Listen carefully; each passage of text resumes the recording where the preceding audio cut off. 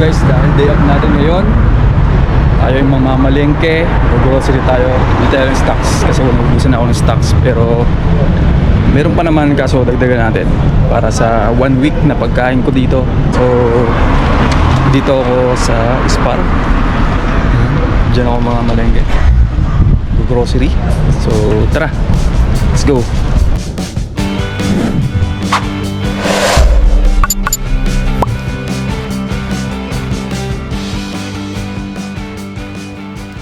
Magandang araw sa inyo guys. Ito, punta tayo sa Spar, mag-grocery tayo. At syempre, kuha tayong cart. Nagulog pala ako dito ng 20 foreign na barya para magamit ko tong malaking cart na to. And then, pasok na tayo sa loob. Ito, at bubungad sa inyo, syempre, ang gulayan. Ayan. Yan yung unang spot dito kaya punta ako. Ayan yung mga gulay nila dito. Ayan. May repolyo, may pipino. Ayan, pero kukuha ko dito ng pechay. Maglalaga kasi ako ng baboy. Ayan, pechay na lang muna ang kukunin ko dito. Ito, pechay sa repolyo. Pili tayo na maganda. Gabi na kasi. Kaya, ayan. Yung iba medyo sira na. Ito, kuha tayo ng mas maganda. Ayan, lagay ko dito sa aking cart. Siyempre, diretso tayo dito sa loob ng Spar. Ito kasi yung supermarket nila dito. Ayan, may saging. And then, ayan, may talong. Kukuha ko ng talong. Itong talong nila dito guys, malalaki.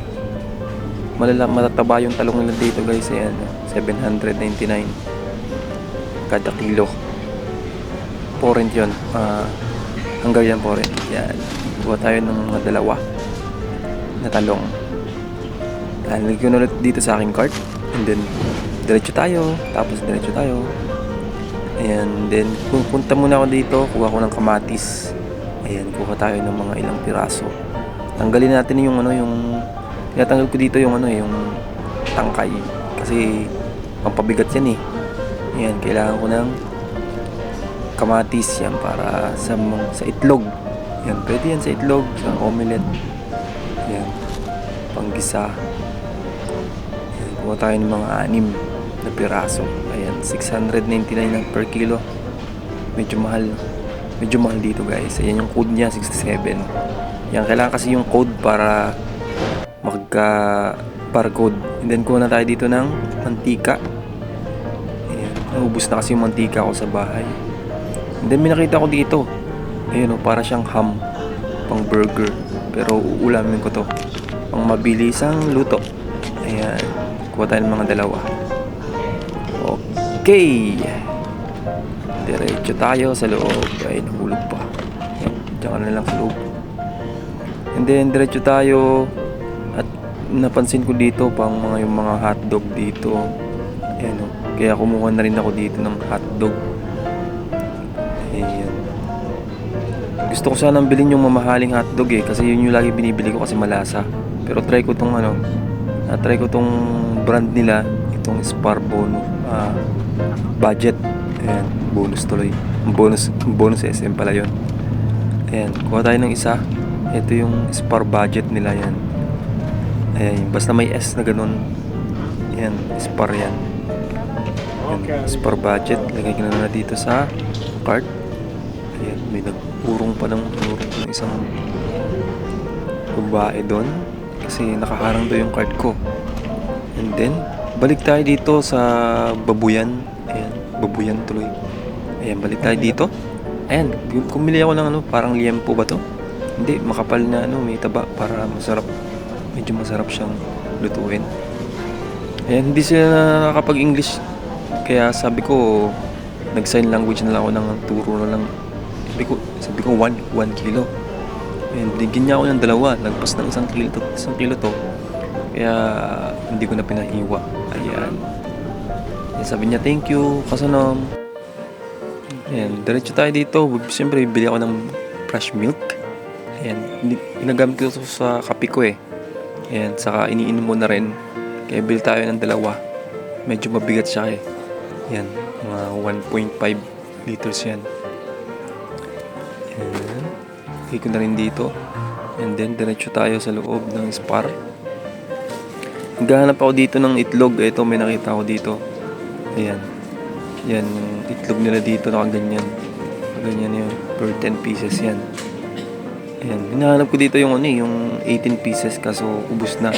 Yung ubos na eh. Kaya bumili ako ng dalawa para yan. Mahalaga kasi yan. Kasi mabilisan ito. Ubos na yung pang 18 pieces nila dito. Ayan. Kaya bibili ko ditong 10 pieces pero dalawa. Ayan. Kompleto na ako sa itlog. And then, syempre, kailangan natin ng sausawan. Ito, yung din nila budget din. Yan is per budget. Yan. Yan, mumurahin muna tayo. And then, nakita ko dito, wala na pala akong pang laba. Ito rin, is per budget din to, guys. Ayan, medyo pricey kasi yung mga brand, ibang brand. Ayan, 1.4 lang siya. Pero ang bigat na nito. Isang buwan ko na to eh. Ayan, ito laging binibili ko, mabula kasi. Kaya wala kasi tayong pambili sa Ariel. And then nakita ko tong cookies. Ayan, kumuha na akong dalawa. Ayan, para pang break time ko. Habang break time ako sa trabaho, yan. Cookies. Ayan, pag mga short break. Ayan, kumuha na rin ako doon ng wafer. Kakaos. Kakaos ba yun? Ayan. Then punta tayo dito. Ayan Siyempre, nagtitipid na tayo. Hindi na tayo bumibili sa kantin kasi medyo mahal na yung kantin. Pag mga short break, ayan, bibili ako dito ng chicken noodles. Ito yung noodles nila dito. Pero ito Asian noodles to. Ayan. Asian noodles kaya yung iba spicy talaga. Pang Korean. And then ito yung mga noodles nila. And then kuha tayo ng siguro isang piraso na ito. Ayan, tikman ko to. Smack. Ayan, yan yung noodles na may sabaw. Ayan, gusto ko kasi may sabaw eh. Yun. And then may napansin pa ako dito ng ibang flavor. Ayan, Nor. Pero hindi ako bibili niyan. Saka na lang. Kasi meron pa naman ako ng ibang pampalasa. And then ito, may nakita akong ibang flavor dito. Kuha na lang tayo ng isa. Ayan. Yan beef. Kuha na tayo nito. Yan, nagdadalawang isip pa ako kasi meron akong nakuha eh. Iba naman, yan. Spicy roasted sesame. Ayan, iba kasi. Yan, kuha tayong isa. Yun. Yan guys, medyo marami na akong nabili dito. Kaya yan magbabayad na ako dito guys. Hindi na ako bumili ng bigas kasi may bigas ako sa bahay. Bumili kasi ako ng isang kaban or isang sako. Ayan, nag-scan na ako dito. Ayan, habang ini-scan ni ate, dinidiretso ko na sa cart para mahaba kasi yung pila. Ito, yung kamatis. Ayan. I-scan niya. Hindi natin nakaabutin kung magkano ba to. Medyo pricey kasi dito guys eh. Medyo mataas yung presyo dito. At ipapakita ko sa inyo yung mga presyo